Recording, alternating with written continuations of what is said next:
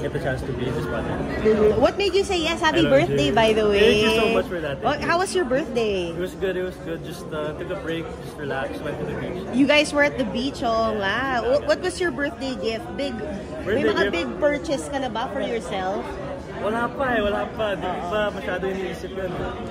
For my birthday, I just bought myself like a nice pair of basketball shoes. Yun lang, that's it. But nothing much. The simple things. The simple things. Things I enjoy. Wow. But what made you say yes sa project na to?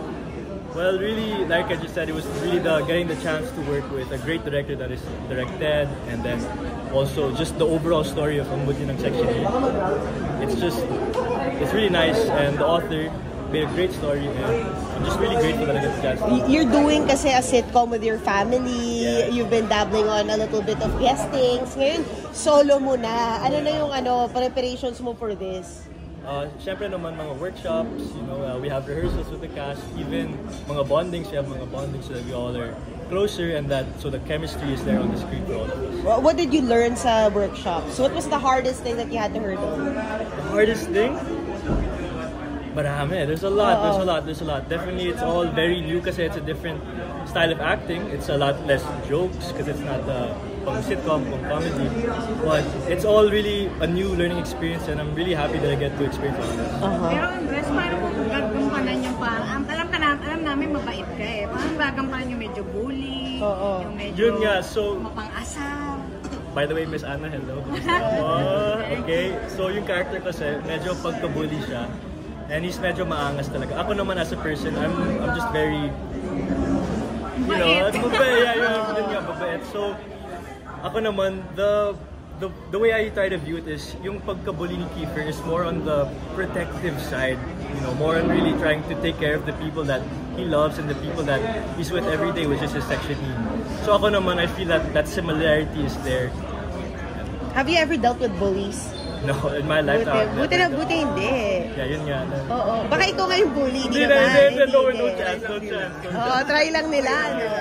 Try lang nila i-bully ka. Wag. No chance. Oo. Pero, how's everything with the First Family? It's going great. Every time we have tapings with the First Family, it's a great experience. It's all filled with laughter, and it's always fun. Getting to work with Tito Bayani, Tito Rodrick, Tita Sesh, Sam, Hart Ryan, who is also in the show, right? So it feels really good. Feeling ko yung itong step na to, isa na lang may magkaka-love team ka na. Ready ka na ba doon? Well, I don't want to say that I'm ready for anything just yet. I don't want to say anything, but if it's there, it's there. If the opportunity presents itself, then why not? Right? Who are you who's on your wish list? Wish list? Yeah. Well, parang meron. Kasi papaisip ka eh. Joke lang. But, wala naman. Off the top of my head, really, anyone, it adds because it's an experience talaga. And I know that whoever I can work with, I'll learn something from them. And I'll learn something maybe about myself as well. How about movies? Movies.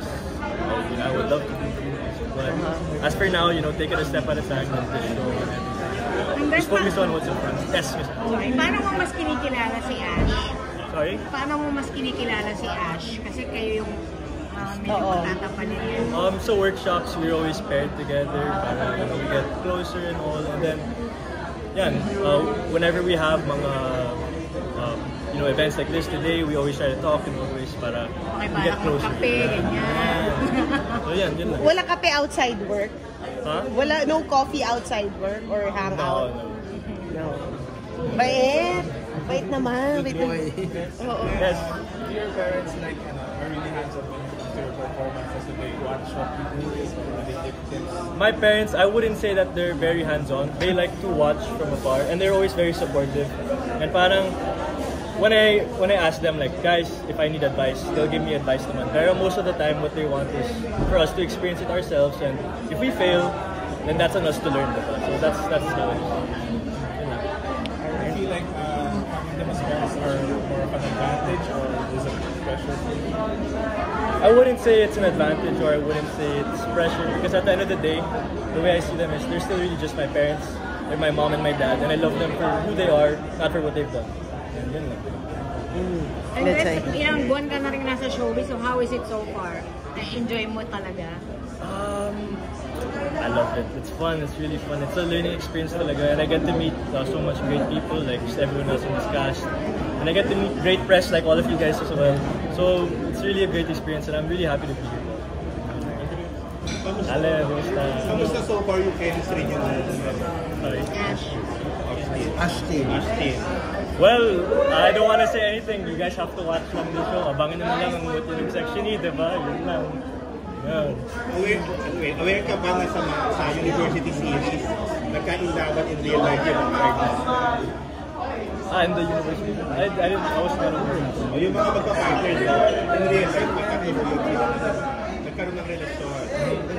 Aware ka ba na? Kuya. What if nangyari rin yun sa inyo? Well, wala ko naman sinasabi na may mangyayari naman. All in all, first of all, this show is it's a blessing talaga. And I get to work with a very talented person that is Ashtin, you know, and at the end of the day, you still have to keep it professional because she's a great actor herself and I can learn a lot from her. Parang magiging intriga-proof tong si Andres. Ganon siya binild. Intriga-proof, no? Para kahit ano iba to sa'yo, masasagot mo. Yes. Okay na naman yun. So, hindi na kailangan ka ba? Board ka na. Board ka yung handler mo. Ano ba naman ito? Guys, inviting you all to watch ang mutya ng Section E coming sa Viva 1. Thank you. Thank you guys. Thank you so much. Yung mga artists natin dito sa Entablado. Kayo, yeah, all of you with the director and the author. Final photo op na tayo before parting ways, before saying goodbye. All good things must come to an end. Pero okay lang, because if you want to see more of them, to mga kahuhumalingan natin, mga artistang to, you can always subscribe to Viva One for more of that, alright?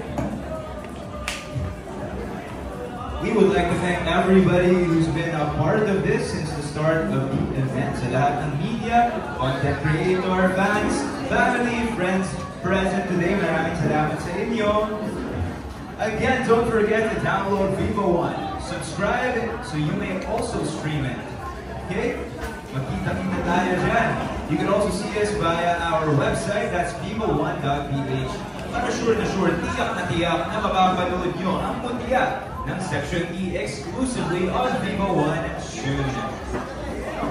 Catch every mutya ng Section E episode by subscribing to Viva One for only 99 pesos a month and 269 for 3 months, 499 naman for 6 months, at kahuli-hulihan 949 pesos in a year.